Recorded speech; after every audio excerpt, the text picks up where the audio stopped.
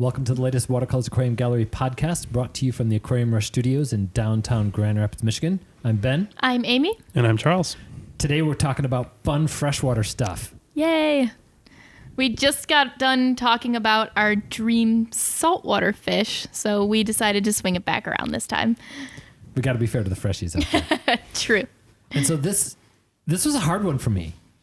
Same. It was both a narrow it down, because I like a lot of freshwater fish, because there's so many cool freshwater fish, but also what does it mean to be a dream freshwater, a dream fish? Mm-hmm. So there has to be, for me at least, there had to be a little bit of, it's not easy to get. Yeah. Right? Like I'm sure everyone was expecting me to put a clown killifish on my list, because it's my favorite, all-time favorite fish, and I love them. But I don't think we've been without clown killifish for like a year. Right. So we always have them. Yeah. So that was part of my criteria, that availability had to be a thing. And with a company like us, that sets the bar pretty high.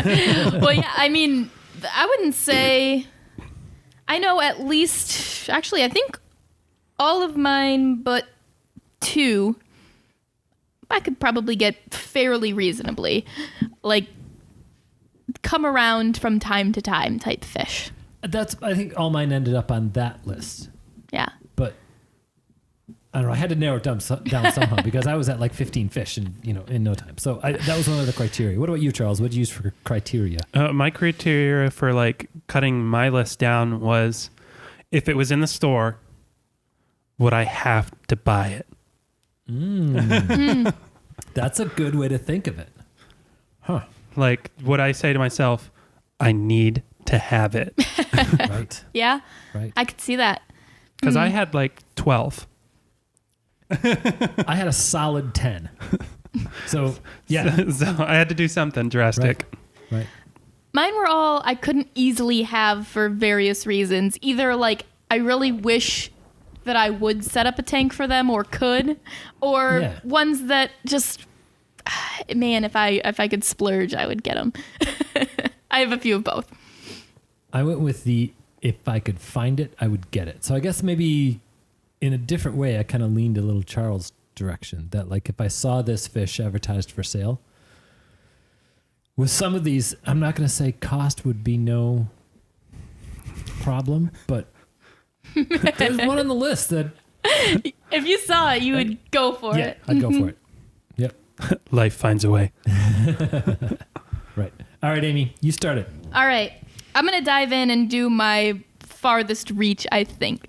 Okay. Which is a fish that I probably will never keep and I will probably never set up a tank for, but I love it and I would like to be around one.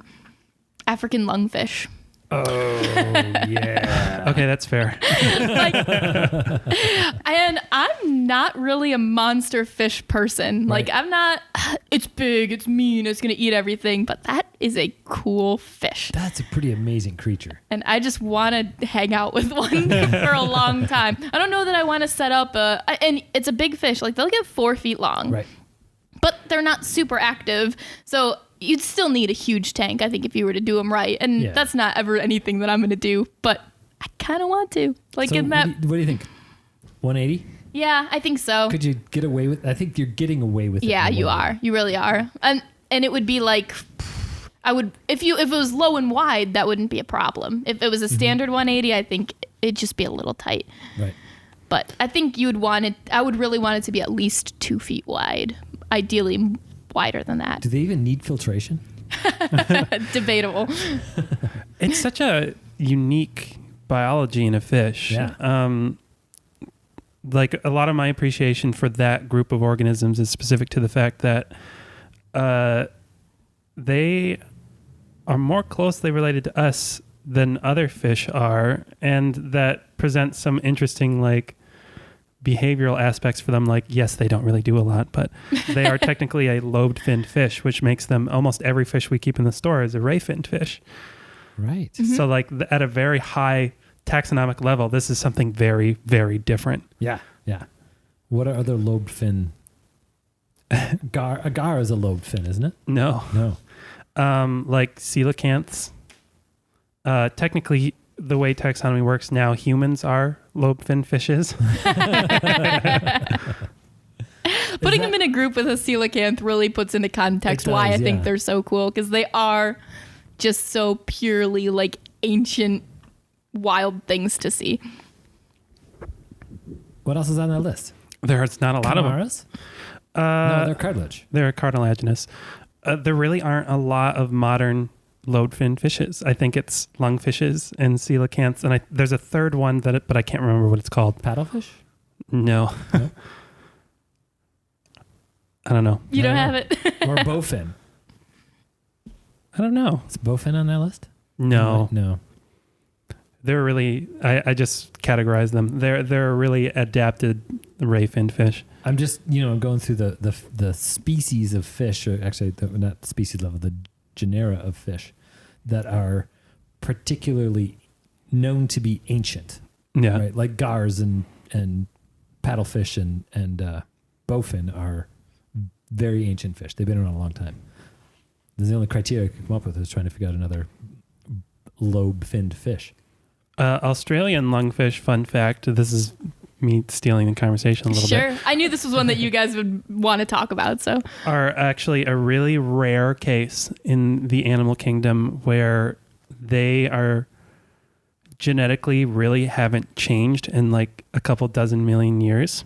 Wow. Because they're a rare case where the evolution strategy that works best for them is to not change. And That's very cool. that happens so rarely, because any sort of like extreme in any direction is selected against in the species, because they are just honed in on that one thing. So any deviation from it does worse. I love to think of it from like a sexual selection standpoint, where we're like, who is the most average one of you that I can mate with? We're not looking for excellence here, just average as possible. Just stability. That's all I want. Not good, not bad, just right down the middle. Technically speaking, sexual selection is actually the selection of the most average. Like a human face, if you composite more and more faces, the more attractive it gets. Because it becomes more average. What we perceive as a beautiful face is technically an average face of humanity. Not this face. I would love to see a visualization of that. That's a cool concept. Yeah. Very fun. We digressed. Yes, we did. I love it, Amy. That's definitely a holy grail fish. Yeah. That you have met the criteria. Cool. I approve. Awesome. Thank you. I appreciate it. That means a lot. All right, Charles, what do you want to start with? I'm going to start with, my first instinctive response for this list was I wanted to put like 8 species of betta. The final Fair. list has 2. Okay. Two. So Very restrained. So I'm going to start with one and end with one. The first one is going to be betta species Intuta. Intuta? I don't even know that one. So it is in the Unimaculata complex. You know those big, thick cheek iridescent scales that the males get? Yeah. So this is an undescribed species where the males get those scales around the entire head. Wow. Ooh. Where are they found? I can't remember which state, but it's in Borneo. It's in one of the provinces. I think it's West Kalimantan. Okay. If I had to throw it a guess. Right. They do definitely skew more towards like I know I said this is Unimaculata complex, but they do definitely are more closely related to Unimaculata than they are to the other fishes in this complex. Macrostoma. Ocellatus. So Macrostoma, Patoide, Ocellata, Pelidofina, and there are a few others, but they're really rare. And there's like 20 undescribed forms, and Intuta is one of them. And that's the one. Yeah, that's the one for me. And fun fact, technically, I think that Macrostoma is going to be moved out as more genetic data gets in. Really? Yeah. Fun. It probably sorts into its own complex. I think it does. Because genetically, like all of the Unimaculata complex very clearly is like, yep, we're this thing. And then Macrostoma is its own clade, like 3 million years apart from everyone else. Wow. And I'm like, All right, fair. If they got to pick their own genetic lines, I'm sure they would want to be separate. Yeah. Just based on all the macrostomas I've known. The attitude they have, you bet. Tell me more about this guy, though. More or less very similar to Inunu maculata in care, behavior. I do see them from time to time, not on any of our lists, but occasionally imports from, I keep tabs on some of the like people who are importing from Thailand. Yeah. I've been tempted a few times, but I just haven't, because having worked with Unimaculata, I would like to have a true, like, probably like a 33 long, because they definitely use that horizontal space. And putting them in anything less than like 3 feet, I feel a little guilty. They don't seem particular about water parameters, much like most things in the Moon Immaculata complex. They just like it clean. They definitely appreciate flow. Ted Judy has a few videos on a pair he had, and they definitely were more excited the more flow was in the tank. Cool. Which is something he learned because he's like, I want to film them, and the only way to get them out is to just blast them with current. But those, the iridescent like blue scales across the entire head. Wow. From the gill plate and up. More than Ocellatus? Way more. Oh, that sounds cool. That does sound really cool. Yeah, and it's like a... You're going to laugh. It's like a Luke Skywalker blue lightsaber blue. Ooh. It's okay. You can go there with me. Yeah. I'm good with that. It's a very distinct like sky blue. Whereas the Unimaculatas are a little more turquoisey. They're a little bit more turquoisey, and they definitely get some bronze in there too. Yeah. Very neat. I would like to see it. It's just a, Unimaculata with spinning rims, Souped up a little. Yeah. Great one. Very cool. All right, Ben. I'm going with an obvious one and a beta just to keep the theme and a pair. I'm allowed to make those kinds of rules, Yes. A pair of macrostomas. They're just, to me, the holy grail of betas. I mean, I know there are some. Actually, I read a little while ago about one they found across the ridge from macrostoma. That where macrostoma has red, this one has blue. Really? Right. That at first I thought was a color morph of macrostoma. And I need to find some more information. Charles is, of course, if that happened, I would know about it. Yeah, I'm sitting here like, I got to catch up real fast here. Yeah. Like a beta hendra kind of blue or bluer? A little hendra-like, yeah. Okay. Very. Yeah, but still with the lines that a macrostoma has. Ooh. Mm-hmm. That would be really cool. Yeah, but I didn't confirm. I tried to confirm that one before this conversation. I didn't confirm it. So I can't call that a holy grail fish because it might not actually exist. Oh, we're not allowed to put imaginary fish down? Because Charles did that on the saltwater episode. That's true. That's a good point. It's called theoretical. Well, I theorized that there's a, fluorescent neon pink fish that flies around. You know how terrifying flying fish would be if they did that, though? Yeah, that'd be scary. Macrostoma does deserve some discussion, though, because... It does. And I can't fault you for saying a pair, because we've got that female downstairs, and she's nice, but when we had males that were displaying, it's an entirely different They're fish. Incredibly beautiful fish. Bulldogs. Yeah. I've heard them called bulldog bettas before, and I think that's an apt name for them. They definitely attack the people who try to clean the tank. Oh yeah. They've got fun attitude. They're a mouth brooder. They're a betta that mouth broods, which a lot of people out there going, yeah, because most of them do. But other people that's cool. Yeah, that's already cool. You're starting from a level of cool. Exactly. Yep. They get some size to them. I've personally only ever seen 2 males in my lifetime in person. One was at a crazy store in Chicago, and one was the one that we had for such a long time. Yeah, it's definitely an interesting fish. I would argue that I think it's one of the few of the large bettas that should have soft water. I'm not going to say exactly maybe not it's acidic per se, but definitely at least neutral. Yeah. Yep. The 20 long, I think, is a little bit tight for it, but I think you can pull it off in a 20 long. going up to a 30 long, a 3-foot tank. Yeah. I don't think you need to go bigger than 3 foot for a pair. Some flowing water probably would help. When you see some of the videos of those guys in the wild, they're definitely in moving water. Lots of cover because they did bicker in the 20 long. They did. She needed her space. I feel the need to say that a lot of the Aquarius literature indicates that these form like a pair bond. My experience with them is they do not. Yeah.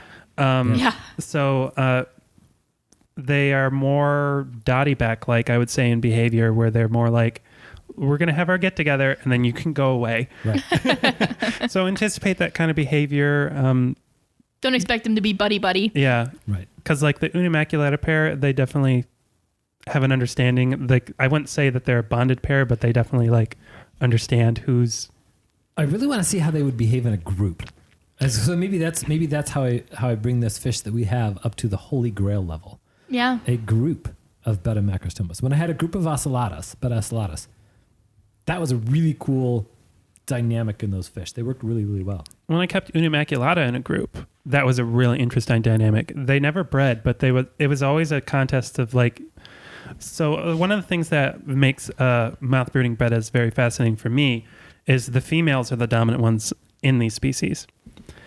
Right. So even though the males get all that big, beautiful, amazing color, And they and you do think that male showy display and. So if you were paying attention and spending a lot of time watching your group of bettas, which I highly recommend you do, it's a lot like a soap opera because it's the females vying for.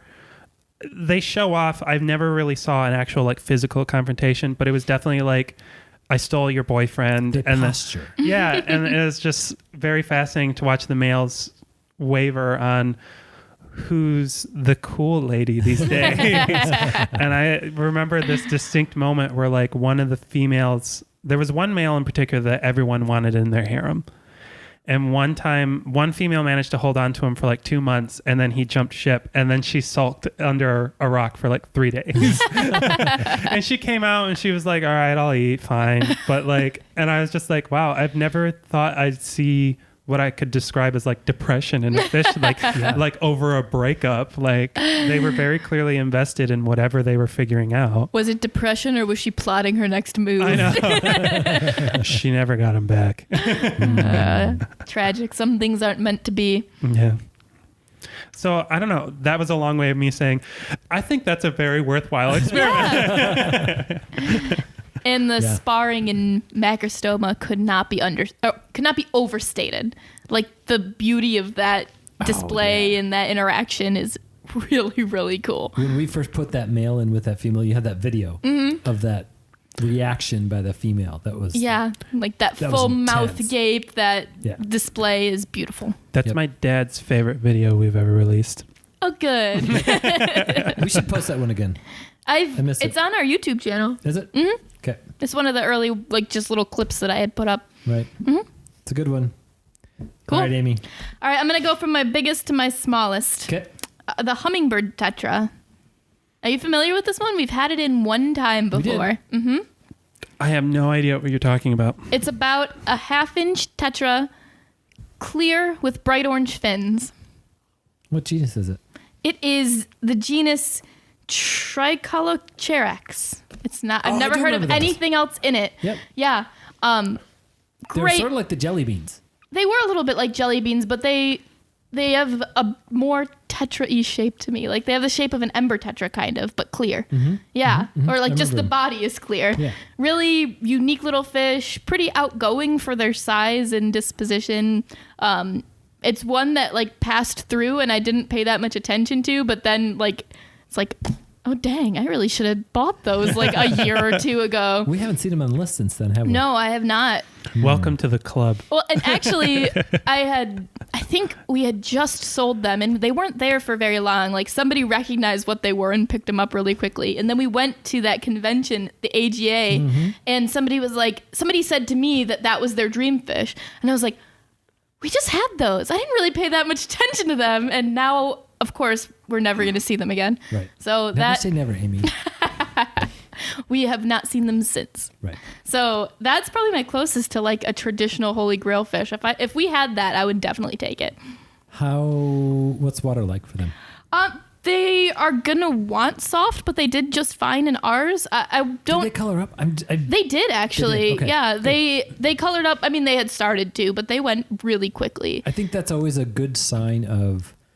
So there are those soft water fish that need soft water, and there are soft water fish that can handle not so soft water. And coloring up to me is like a good indication of whether or not they're going to be okay in harder water. Well, and honestly, if there's a half-inch fish that I didn't really notice enough to pay attention to at that time, they were probably pretty hardy. Yeah.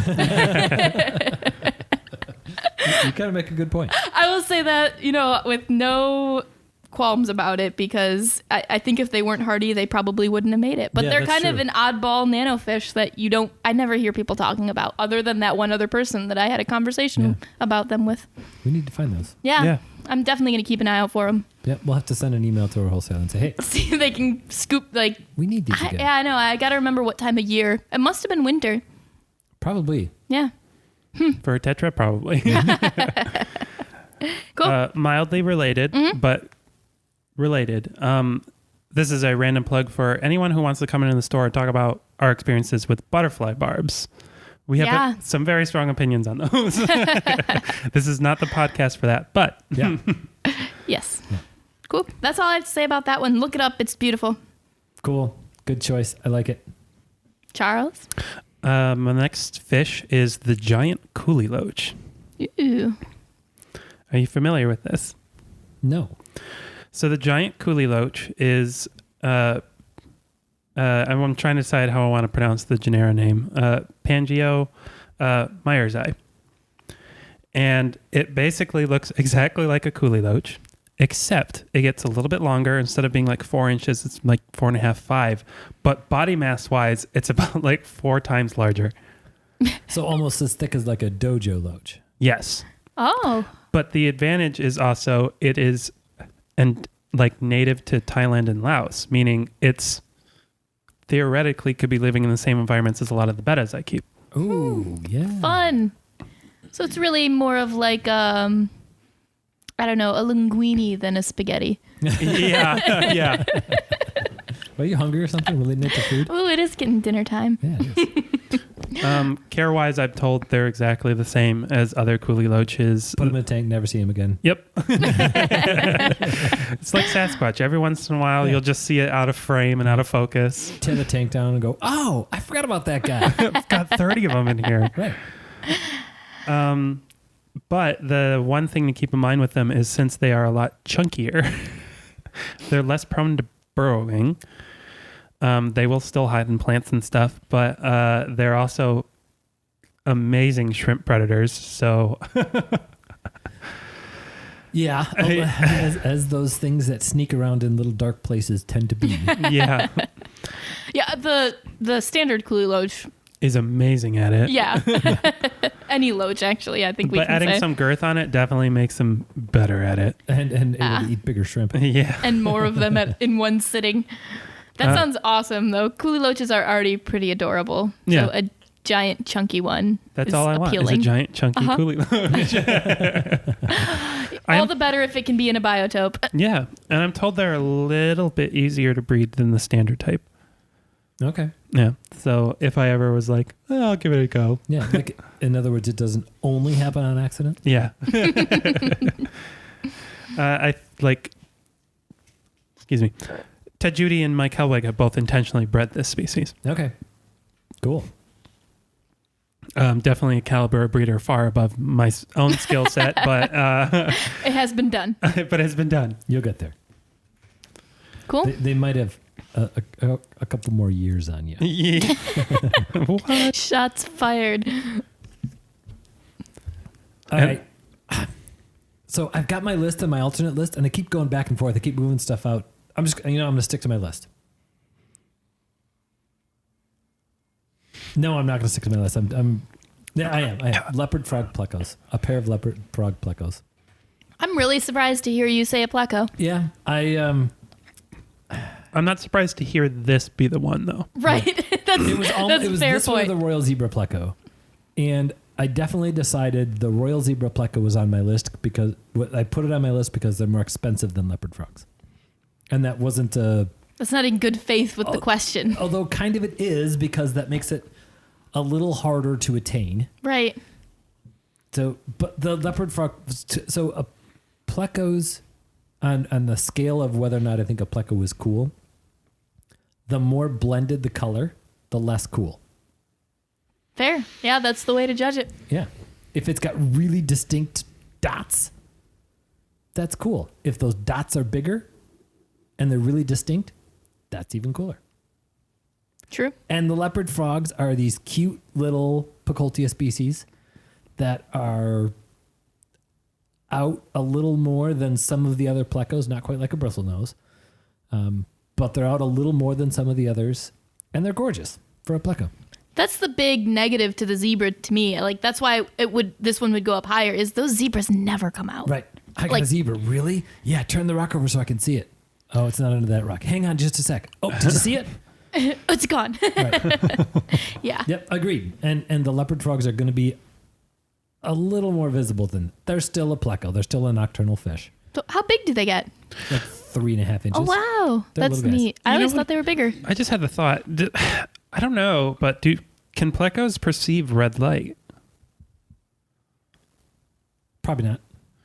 I'm wondering how viable it would be to set up a tank specific, like a species pleco tank, and light it with red light. They don't look as pretty under red light. That's true, but you'd get to see their behavior. If there's a pleco with really interesting behavior, that's true. the way to display it. Or, That's a good point. I mean, one of the nice spotty black and white ones, they would show okay. Yeah. You could do like a reverse day-night cycle for them, like you would for like a weird, I don't know, reptile or something I like just that. want to see somebody selectively breed leopard frog plecos over like 10 generations and breed for activeness. Yeah. That's probably what needs to be done for a lot of those So wild there we go. plecos. I'm going with that. There's my holy grail fish. I'm taking a play from Charles' playbook. Getting the thumbs up here. Is that the cheating It's a playbook? theoretical fish. See? An It active works. leopard frog pleco. Here's the thing, entirely viable option, though. Like, someone can do it. Someone just needs to do it. Right. And that's me trying to challenge anyone Yeah. listening to, if you want to do it, go for it, man. Because we're all rooting for you here. I wish behaviors were something that we were bred for more. Agreed. Yeah, No, versus just looks. That's something that Amy and I were talking about, because I'm trying to work out, like, I want to selectively breed my own bettas. Mm-hmm. And I want to work with one of the wild types. And she was like, just breed for, like best dad. And I'm like, that's a good Kind of good thinking. yeah.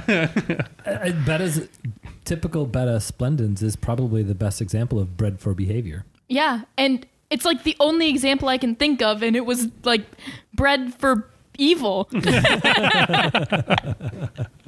Let's breed them for good instead. How about that? I like it. I think it's a good idea. Cool. That's a great one. Thanks. All right, I have another tetra on my list. Well, if I really wanted to cheat, it would be like a dozen of them, but I could probably go with pretty much any wild Congo tetra. The one I put on my list because I really like it is the Alestopatersius nigripteris, which is the orange flash that has those bright orange fins and a really iridescent body. I think that's probably the one that I would go for. And it's available to us, but those are $40 a piece tetras. Right. And you'd want at least 10, wouldn't you? Oh, you would. Yeah. If you're going to do it. The Lampi Congo tetra was one of those that I took off and put on my list for the very same kinds of reasons. Yeah. And Another $40 tetra that you'd want 10 of. yeah, I But really the chose orange this genus. I think that's my favorite genus of Congo They're tetras. amazing. The Lampis are a different one. And then the group that the standard Congo tetra is, which is Phenocogrammus. Yeah. Those are like the three species or the three genera that I know of Congo tetras. These are my favorite. Size, behavior, and just care is pretty much the same as the domestic Congo tetra, with a little bit of they're going to prefer soft water because they're closer to wild fish or are wild fish in most cases. 1.5 inches long. Yep. Maybe 2. Sparring behaviors, but not that aggressive with each other. Males are prettier than females, but they're just much more expensive and much more rare. So something that I would love to have a group of, but probably won't. Almost seems like one of those fish we need to get in the hands of one of our local, like hardcore breeders and say, okay, breed these fish for us. Yeah. I was about to challenge and say someone out there needs to be the person that floods the market with these, because if you could consistently pump out these fish and have them retailing at around $15, they would sell because they're gorgeous. Yeah. But $40 for a schooling fish, like I can understand why anyone would be scared of that. Yeah. Especially for a fish they've never kept. Yeah. I think you're touching on something that is kind of the point of these kinds of talks is here's a bunch of fish that the only reason those fish are not a standard in the hobby like the regular Congo tetra is because they were discovered so much later. Yeah. They haven't been in the hobby long enough. They're just as viable. They're just as breedable. They can be just as hardy. And they're so cool. Yeah, it's to me one of the biggest, like, the fish that has yet to be really, I don't know, the word I'm looking for is not exploited, but like if you're the to be really delved into. Yeah, like there are European breeders that are doing that across the ocean. Right. But like if you want to be the guy that makes a real big mark on the hobby and you like breeding big tetras, this is the way for you to do it in America. Yeah. Holy cow. Yeah.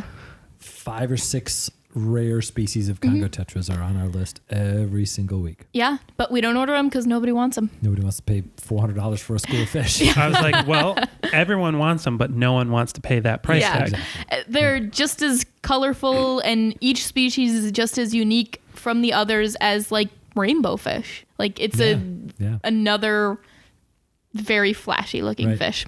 But I like the Congos better, personally. The regular Congo? I mean, like I like Congos better than rainbows. Than rainbows. Oh yeah. And there's nothing wrong they against both rainbows. Have their own different places it's just that to me. like the Congos are just, they're so cool. Yeah. And watching them behave together, it more appeals to the type of fish I like to keep. Yeah.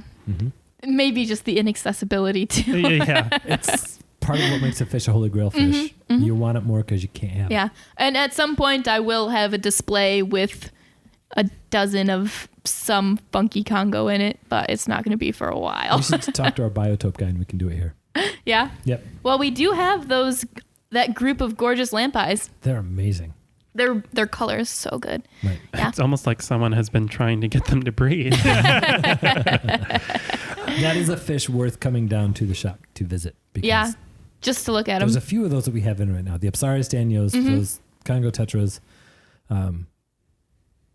The kabotais are looking amazing, but that's not quite the holy grail fish. No. It is for a lot of people around here, though. And there are a few more too, but we'll keep our secrets to a point. Come into the shop and see those. Yeah.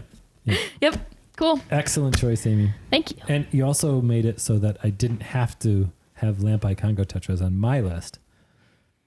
Because I got you covered. I know, and we talked about it a little bit, so that's good enough. So I can talk about the others instead. So nice job. Thanks. Perfect.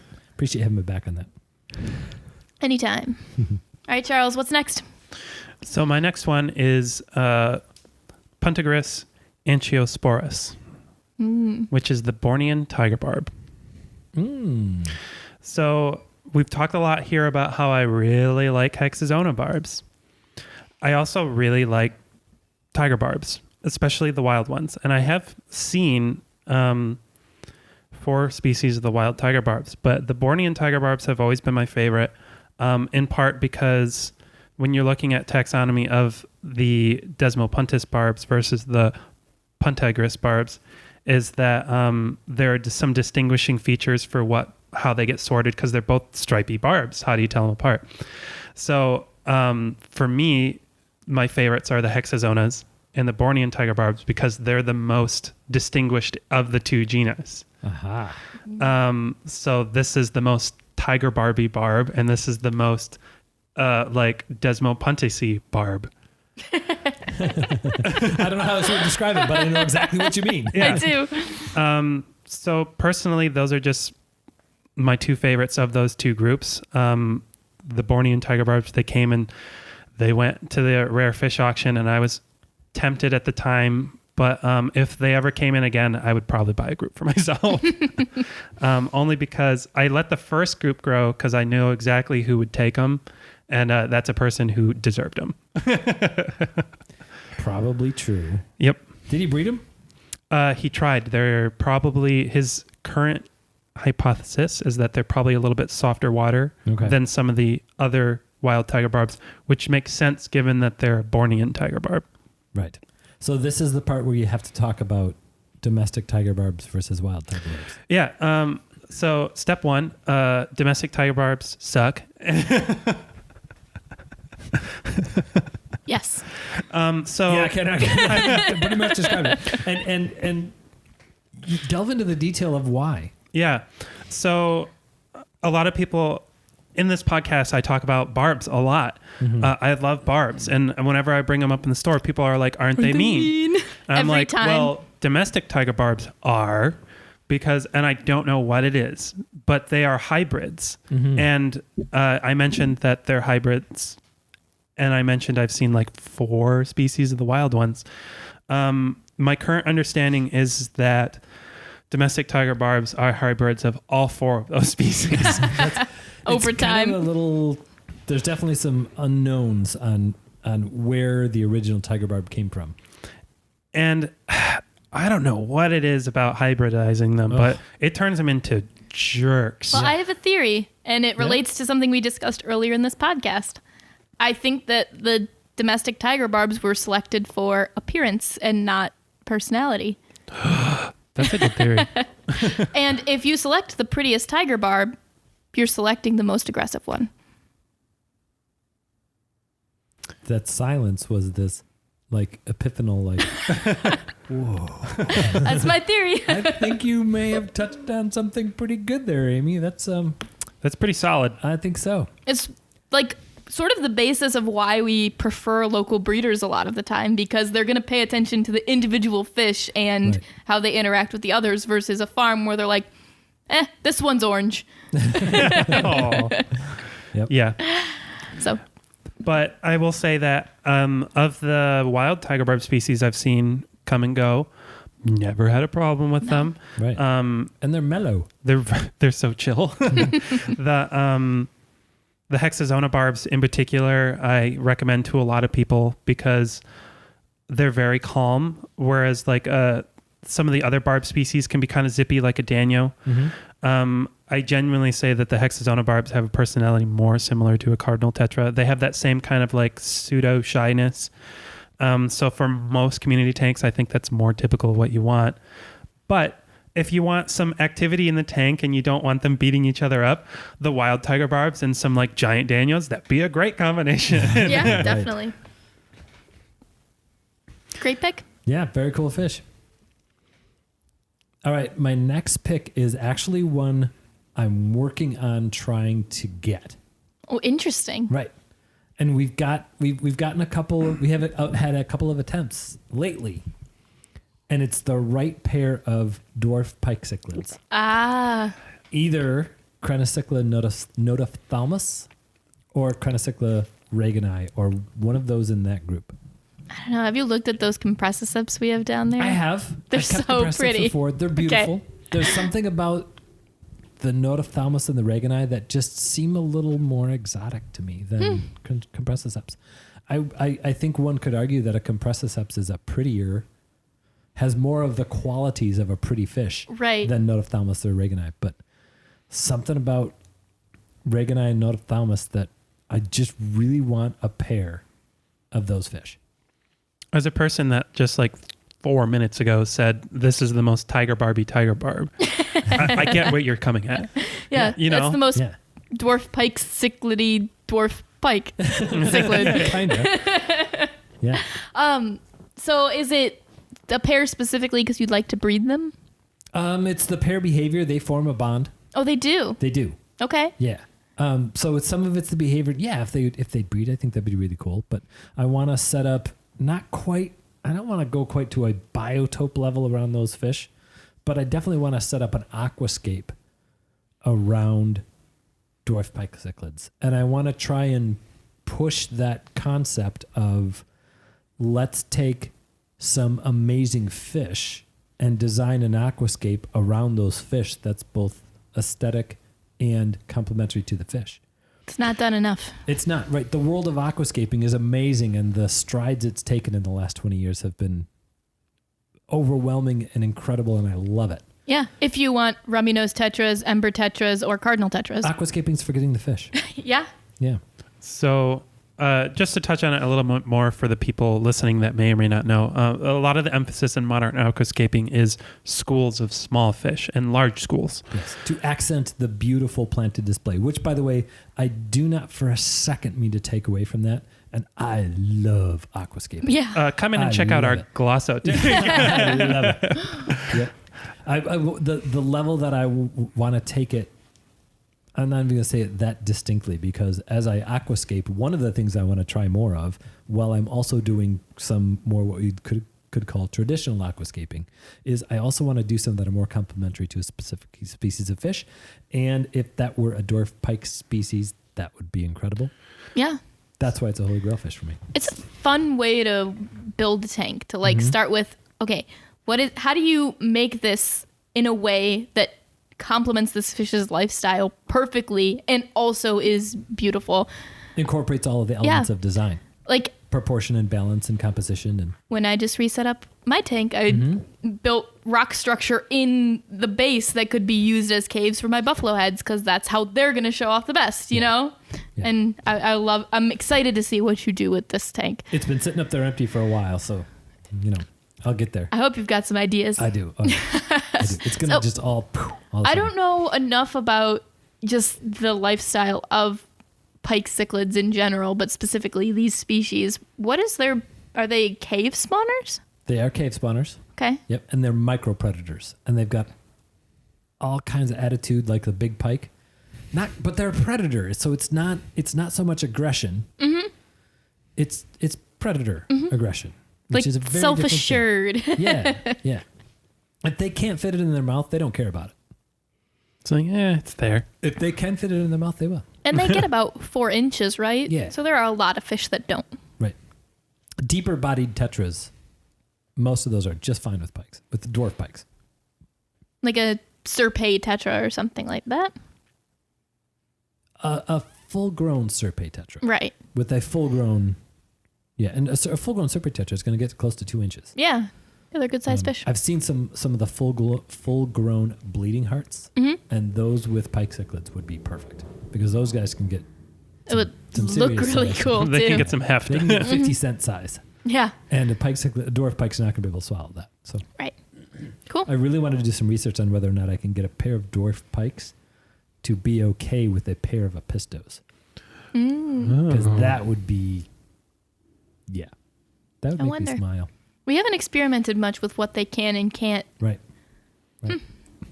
Interesting. They definitely get along with those zebra loaches. Yeah, somebody fine there.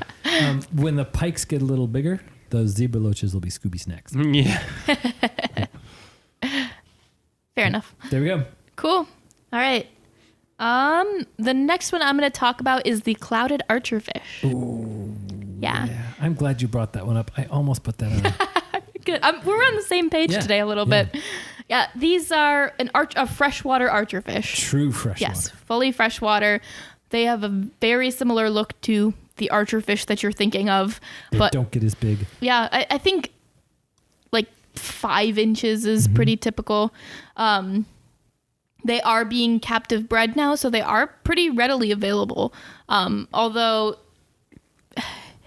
I think getting mature wild caught specimens would be better. Yeah, it could be. Because that archer behavior, which if you don't know archerfish, they're fish that are able to shoot water out above the water surface. I think up to a meter is, They can get some. yeah, Some to length, yeah. shoot down bugs or whatever they want to eat. That behavior is not necessarily instinctual, it's learned. That's true. So I think you might be able to teach captive raised archers to do it, but wild caught ones are already going to know how. Yeah.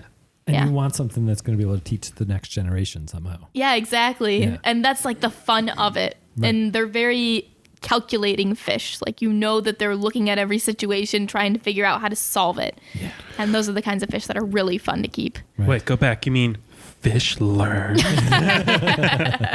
Boo. They're so cool looking too. Yeah, they are. It's a super unique pattern. Clouded. Like it is like those black spotted blotches are very distinct and cloudy looking. One of the we did keep these, was it probably 3 years ago? Yeah. Yeah. One of the biggest challenges with them is they can push their way out of a fish tank. Yeah, we could not seal it up well enough. We taped some things shut that they pushed the tape out of the way to jump out of the tank and end up dried up on the floor. I think we found 3 or 4 of them on the floor. Yeah. And I think it's that some fish will just jump randomly. Some fish will like look and find a spot, and some fish can look and be like, I think I can make my way through that. Yeah. And that's I what they guess did. An archer is going to have eyes that are designed to be able to see what's outside the water much better than a lot of other fish are. Yeah.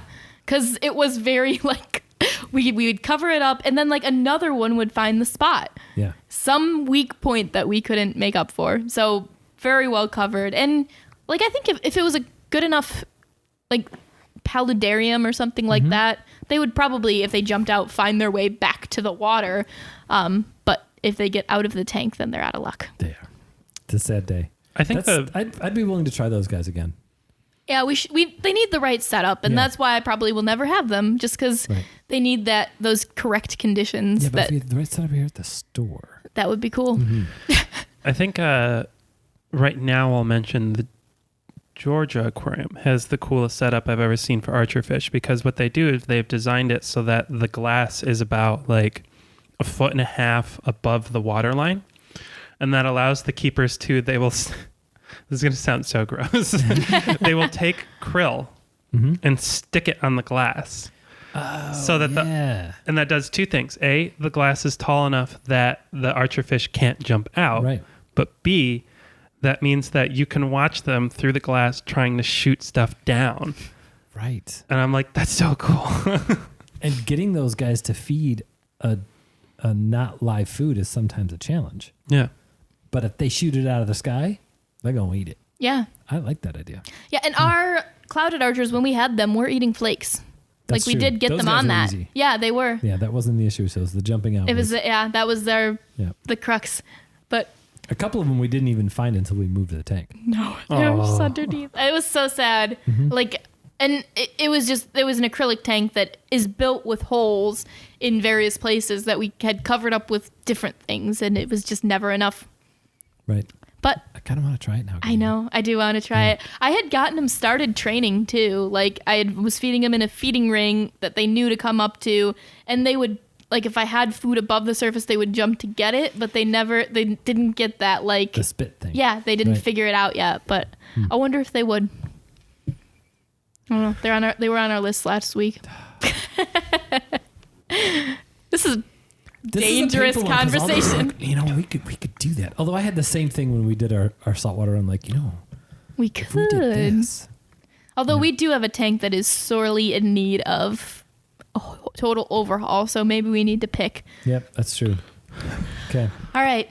Maybe. Okay. So here's one of the things. One of the comments that we'd like to see when we're done with this whole discussion. Give us some comments on the podcast about what should we not what is I want to know what your holy grail fishes are, but also, and we'll get back to this when we close. And we're not there yet, but of the holy grail fish we're talking about tonight, what should we set up? And then let's do it. Yeah, if we get a response on that, that's something we will consider very seriously. Yep. Like a single one. And you can email podcast@watercolorsaquariumgallery.com. Yeah. Yeah, Okay. I like right. it. We'll Charles. touch that again towards the end. definitely. So my next fish is Apistogramma egazizii, collection location Koipea. I'm really glad an Apisto ended up on the list. By the way, I just scratched Apisto off my list because I had a hard time narrowing down, and it was challenging for me to not include an Apisto on the list. Yeah. Yeah. The first draft of my list was 4 bettas in this Apisto. What is it about that collection location? It is the most... You remember that one photo of an Apistogramma egazizii I showed you that looked... You were like, is that Photoshopped? And then I showed you a video and you're like, oh, that's not Photoshopped. Yes, I do remember It's that. a very vivid blue and like tealish, greenish yellow. Nice. And I did genuinely, like 3 weeks ago, I had a customer come in and ask me, so how often can you get this in? And I said, I've been looking for 3 years, and I promise you, if I get them in, you will not get them. And he goes, that's fair, actually. If we get him in, he'll be lucky if he gets them within a year. Yeah. Well, you could have told him we'd just get more. It was just fun. He was the kind of guy that would take the joke. Okay. All right. But like the genuine answer was, I have actually been looking for this for a couple of years. Have not seen them available anywhere. It's just that everyone needs to look it up. So it's CUIPE. Wait, hang on. Oop. CUIPE UA. UA. This is the coolest color morph of Epistogramma agassizii I have ever seen. Which is saying a lot. Yeah. Oh yeah. Between the different collection locations and the captive bred ones that are coming out, but you're definitely right. Yeah, I told the guy genuinely in this conversation too, is I said, if you ever see it, whatever the price tag is, pay it. Yeah. I don't like, and he goes, yeah. And I'm like, if it's $250 for the pair, it's worth it. Wow. Because I was like, I can't find them. I'll send some emails up. We got people. We do have Pisto people. Because we got people. Yeah. Right. That makes me want to, like, one of these days we should do a podcast of what we consider the best genera of fish. Ooh. Sorry, I digressed there a bit. But That would be a fun one. Apistos and bettas, right? And what would the other three be? Those are too easy. Yeah. I can come up with something. Right. But that's such the fun of Apistos, isn't it? Like, they're so it's cool. both the hyper specificity of the species themselves and then the collection locations. And the collection locations for agassizii are distinctly different. Yeah. We've talked about it here on the podcast before where taxonomically, I'm definitely a splitter. This is a case where I'm like, okay, we shouldn't be debating this one at all because every other species of Apisto is like a stream. And they're like, this is the entire Amazon River. And I'm like, all right, that's not possible. They're going to start splitting up. And two, just they are so distinctly colored from each other. Like, it's not like if you look at some of the like Panduro, like complex ones, they look fairly similar. Right. When you look at the color morphs in agassizii, it's like, I mean, they have the same silhouette, but man, they are distinct. Yeah. So to me, I haven't seen any genetic data on agassizii specifically, but that indicates to me some very distinct genetic lineages from each other. Very cool fish. Apistos are just so cool. Yeah. Ben and I can't even remember the guy's name. If you listen to the podcast and you're the guy that came in here like 2 weeks ago and bought all of our Pisto Panduros. Oh yeah. Ben and I have been talking about you for like 2 weeks. You were so cool. You made us so happy. Yep. Just throwing that. was my favorite of the Apistos, by the way. Yeah. So being able to the next day tell Ben, be like, guess what I did? Yeah. Although those Winkleflecks were very cool. Those too. are really cool. Honorable mention, Ben, what was your Apisto? Just curious. Winklefleck. Winklefleck? Yeah. Yeah, that's a good one. That's a good one. Yeah. Yeah. Okay, but what's your real pick? Panduro. Oh, wait. What's my real fish? I think it's your turn. Okay. Yeah. No, neither of those were really on my list. Sorry about that little extra noise there. Didn't mean for that to happen. SB pencilfish. Ooh. Yeah. I'm actually really happy you brought up pencilfish because I nearly put the purple pencilfish on my list. Did you? I almost did because Right. I almost did, but go with yours. Yeah. So this is Nanostomus SBI. It's so somebody's going to call me out on this. This is either myth or fact on why they have such varying degrees of availability. They are found exclusively in Colombia. And the civil war that was happening in Colombia for the last X number of years between the government and this group of people, and I cannot remember the name of the group of people that control a certain portion of Colombia. Typical American. I know. I can't remember either. And actually, like a year or two ago, they made some peace, finally, where they had some leader of Colombia who said the only way we're going to make peace is through forgiveness. And yes, this organization did some really bad things, but so did the Colombian army. And if we can't get past those bad things, we won't ever find peace. And so they actually found some treaties and some peace and some civility. And that made these guys show up every once in a while. I'm pretty sure they showed up around 2 or 3 years ago. Yeah. Because you could safely then travel into those portions of Colombia, excuse me, where these guys are found. They also have really cool, like, vertical bars on them, and most Epistos are all horizontal bars. And that makes them kind of special and unique. And they're distinct. Kind of like my pleco thing. They're not blurry lines. They're really distinct lines. Can we just like rave about pencilfish in general here? Because like underrated, the whole group. They're so underrated. Yeah. I think they're the ideal dither fish for Epistos. Definitely. Yeah. Because they have a personality similar to a tetra, but their mouth is like a third the size. Yeah. So like they can't even go after like a Episto fry. And they're tougher. Yeah. Right. So if an Episto gets a little feisty and gives them a little smackdown every once in a while, the pencil's going to be fine. Yeah. Whereas a tetra is a dither. Go cry in the corner. Or, turn into little bits and pieces. So yeah, pencilfish definitely deserve that. And to me, the SB pencil is the top of the line with, the coral red and the purple, Morton thaleri and Rubra caudatus being like right up there. Those are a couple of really, really cool pencilfish. Yeah, and those are the showy, colorful ones. Right. But like, color is not the only part of a fish that's The cool. pattern on the SB to me is that's what put it on my list. It's beautiful. Well, and even just going to throw this out here, even the brown pencilfish. Yeah. That's a cheap dither fish that is really fascinating to watch in a tank. If it had a cooler name, it would be way more popular. Yeah. Right? Because let's face it, brown, it's not going to... That doesn't get anyone excited. No. You could have a black ghost knife or a brown ghost knife. Which one are you going to pick? The black ghost knife, but the brown ghost knife, by the way, is just as cool. They don't get nearly as big. They just happen to be brown. Brown. Whatever. But, Amy and I have been marveling that. Have you noticed that our pencilfish downstairs are trying to blend in with the wood? They'll line up at the line of the sticks of the driftwood and just be like, hey, we're sticks now. Yeah, they mimic. Yeah, it's really, really so cool. I love it. Because we've got one of those super branchy pieces of manzanita in there, so they all they're like berries on the tree. That's really cool.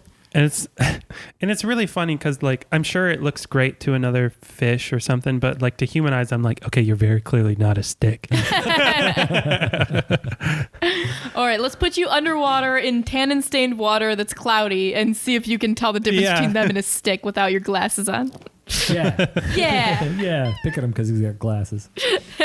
Whatever. We're all blind, you guys. Yeah, that's true.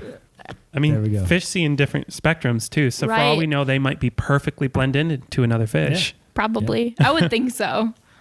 Like if it was a big root system of a fallen log, you'd never see them. True. Because it's a juvenile, but there is a geophagus in that tank. He never notices them. Yeah.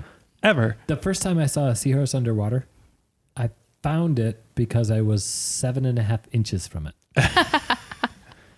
Yeah, they're much better than we think they are. Yep. Cool. Okay.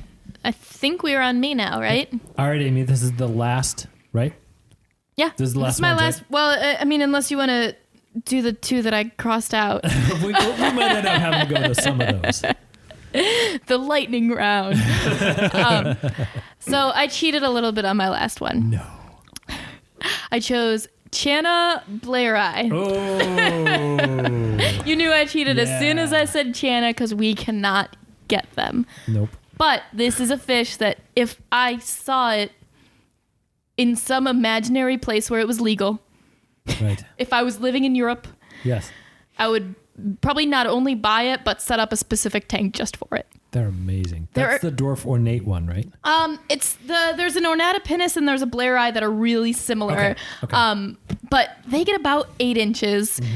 Color on them, amazing. Stunning fish, gorgeous personalities, really weird, interesting looking animals. And if I could get them, that's probably a fish that I would keep. Right. Just, I would want a tank just for that. It's like I like those fish that are sort of like the medium fish that kind of beg their own tank. And that's like the ideal version of that to me. Small snakeheads. I don't even know if I said that it was a snakehead. No, I don't think so. But every species of snakehead is prohibited in the United States. I think blanket, right? Or is it just, the entire... The genus Channa. And these are tropical fish, so theoretically they could not survive in our waters, but I completely respect every fish that is ever banned. I would never keep a fish illegally, ever. But if it was legal, I would. Yeah. I don't think that's cheating at all. I think that fits into the category maybe even better than some of the other ones because a holy grail is unattainable. Yeah, and I will never get it.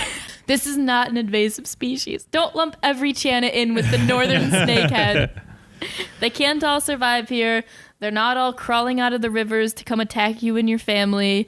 I do like to picture the like really crappily like photoshopped one like coming out of the water and it's like Have you never seen Snakehead Terror, the movie? Yeah, I have. Okay.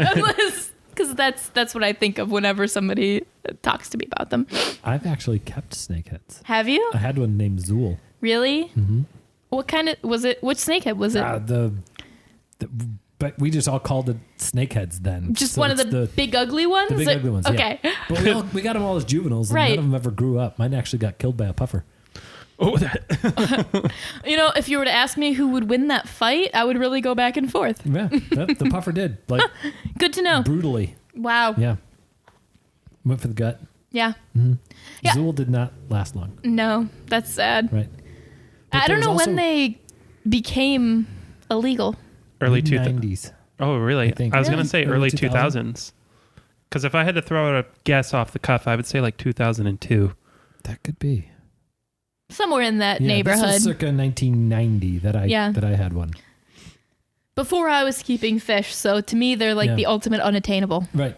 Yeah. There was a store in Easttown, which is one of the kind of the cool neighborhoods here in Grand Rapids, that had one that was about 28 inches. Ooh. And that thing was just vicious. Yeah, I bet. Yeah. They had bricks on top of the glass to keep it in the tank. I completely believe that. Yeah. They are muscular fish. Yeah. Like I bet they could burst through pretty much just glass. Like They're definitely an athletic fish. Yeah. Yep. But the one Amy's talking about, Channa blairi, is not one of those monsters. No, it's like the biggest betta that you can think of. Yeah. So that's what's appealing to them about me. If you've ever come into the store and talked to us about like the big bettas, part of the appeal for them here to us is that we can't have Channa. So the closest thing we can get our hands on, like look and behavior wise, is the largest betta we can find. Yeah. Yeah. The importers actually changed the common name of betta macrostoma. It used to be called, instead of the big mouth betta, it was called the snakehead betta. And so customs would regularly bar them from coming in because it had the word snakehead in them.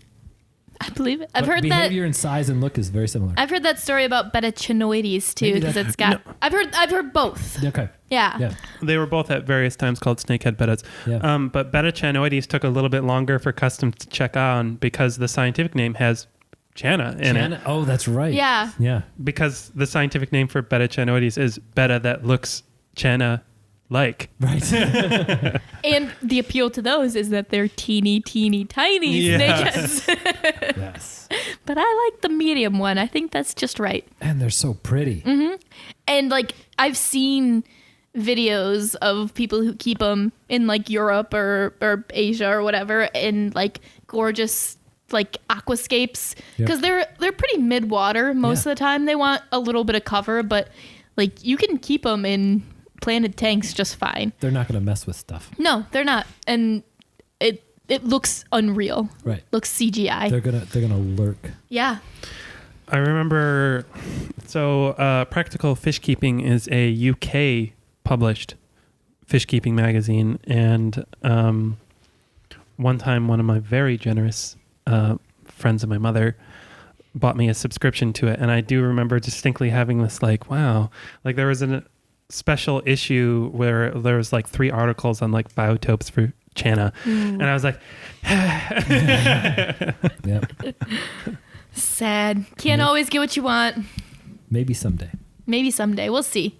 Northern snakeheads never need to be imported in the United States. Again, they shouldn't be all that. But yeah. And if the only way they can keep control over that is to blanket ban, I am absolutely for it. Absolutely. But if we find a way to do it legally and they get around some of those biases, that would be great. It should be allowed. I very much respect the people who are trying to protect our ecosystems, but please. And that's all I have to say. If you're listening, I'm crying a single tear. they're not listening, so let's move on. Fine, Charles. What do you have to say? There's no way anyone at this table can guess what the last fish on my list is. I know it's a betta. I think I know which betta it is. It's betta stickos. That's what I thought. Do I even bother telling the story? Like, I know I've said it several times in this podcast. No, tell it. I want to hear it. I think it was last year at the GVAC swap. One of the vendors had brought betta stickos. Right. And I was sorely tempted. But I told myself, be a responsible fish keeper. No. You don't have room for it right now. You can make room. Just pass on.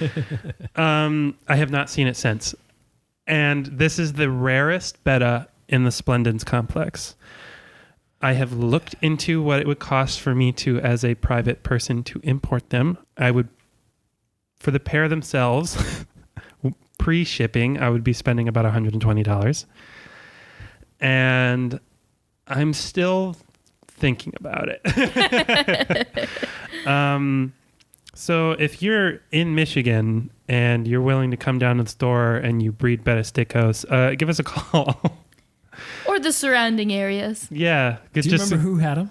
I don't. And Dang. multiple times I've tried to contact vendors. I actually went through vendors from that and were like, were you the one? Nope. No response. And I'm like, blew in on the wind and disappeared shortly after. I have genuinely joked where I was like, if I could time travel once, I would go back in time and buy all the pairs because she was offering them for $50 a pair, which is exceedingly reasonable for that species without needing to pay shipping. It's cheaper than many of the more common betta species. Yeah. Right. For a pair. Yeah. Yeah. So, Yeah. There's a little regret there. Are they a soft water, dark water? They don't care. They don't care. They are like a Splendens or a Mahacanensis. They are in the Smeridina group. Perfect. So they're just, everyone I've been told, they are just as easy. Right. How?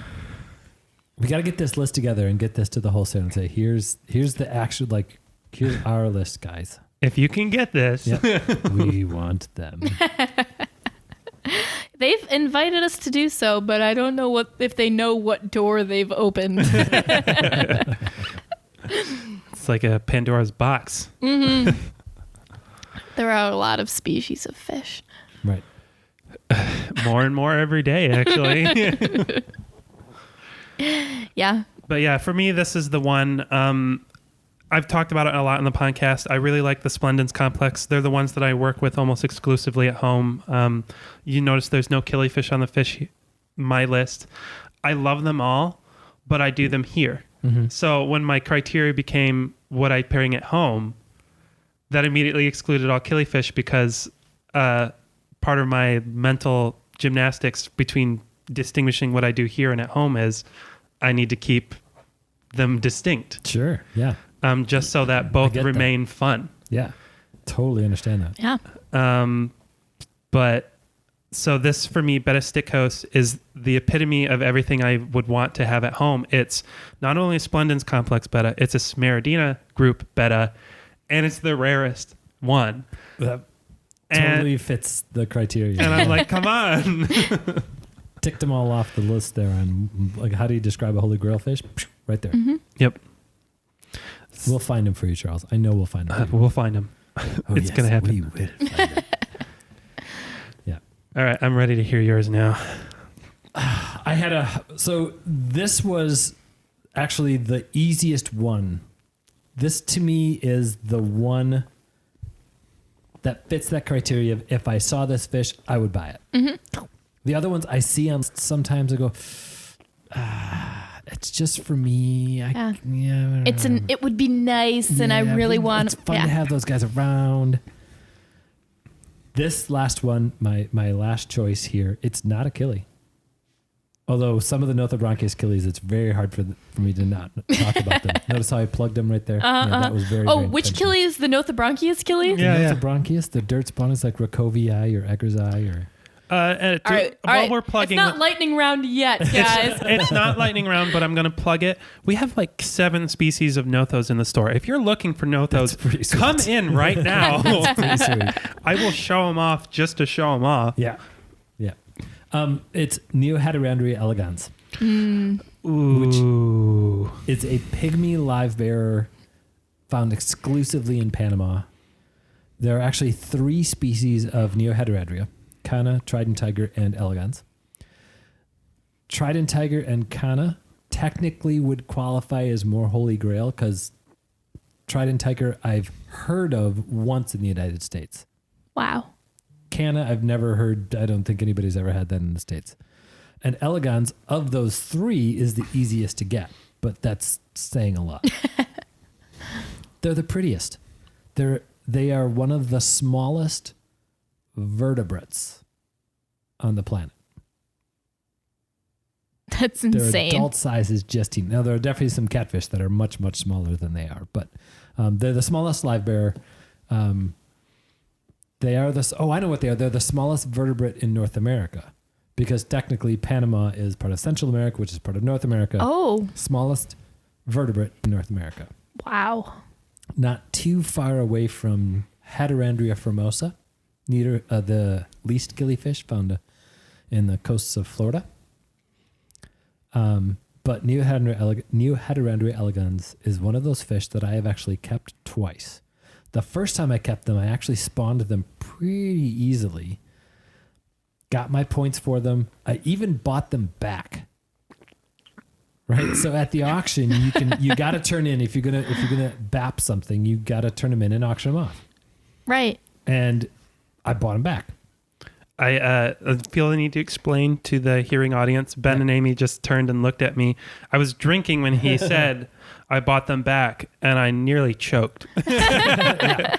But I could not, and I've heard this as one of the issues with these fish, I couldn't get the second generation to reproduce.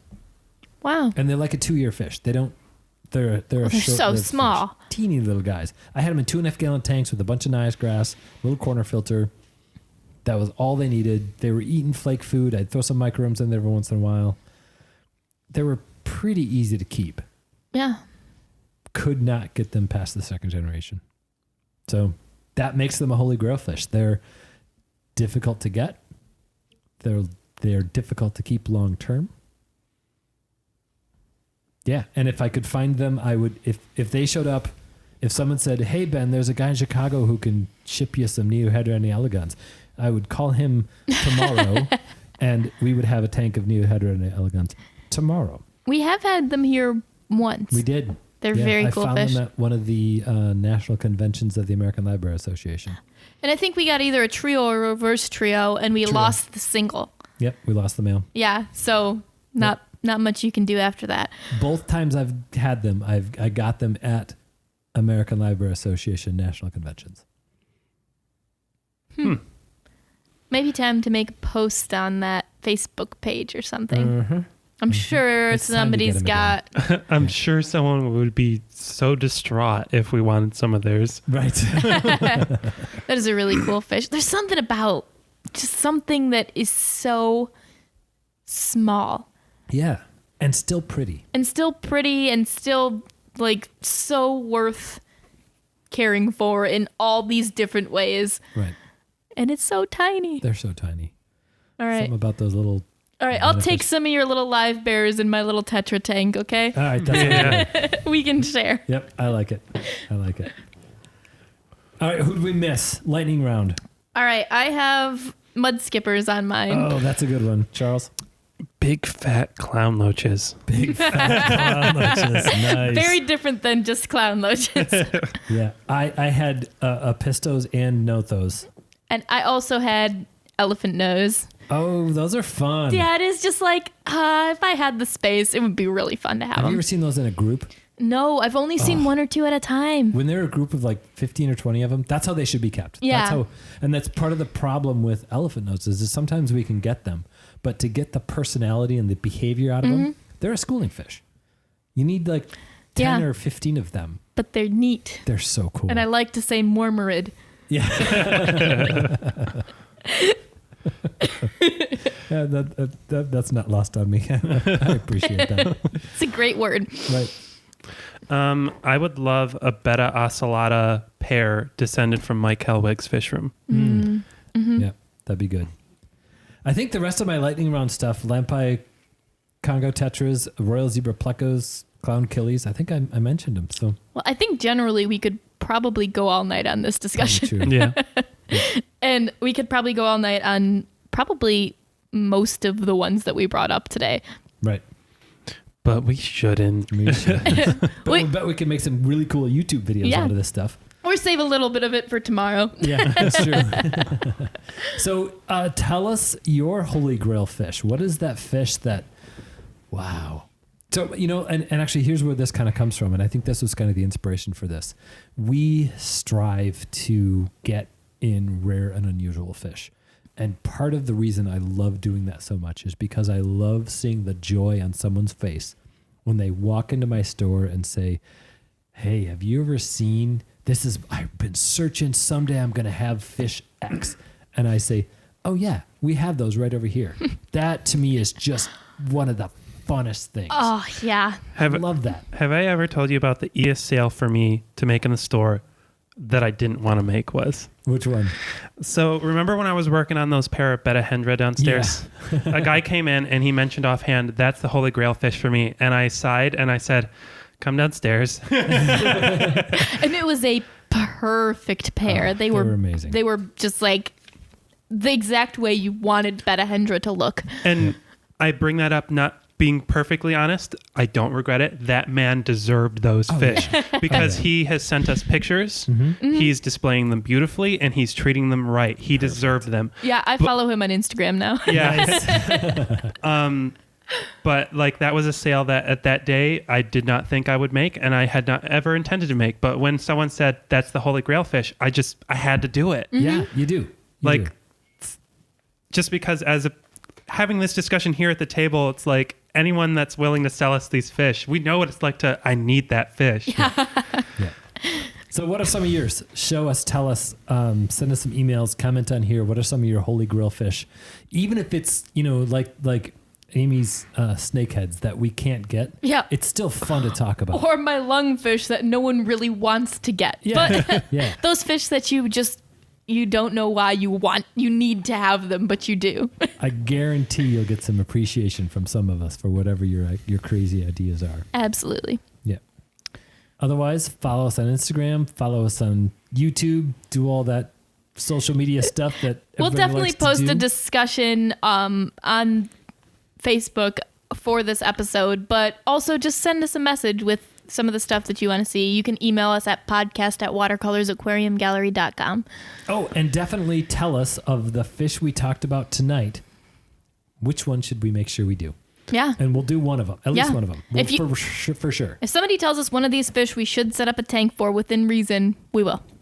And if we get, a whole bunch of votes for one, even if it's only sort of reasonable and we can pull it off, not the snakeheads, but if it's reasonable, we'll do it.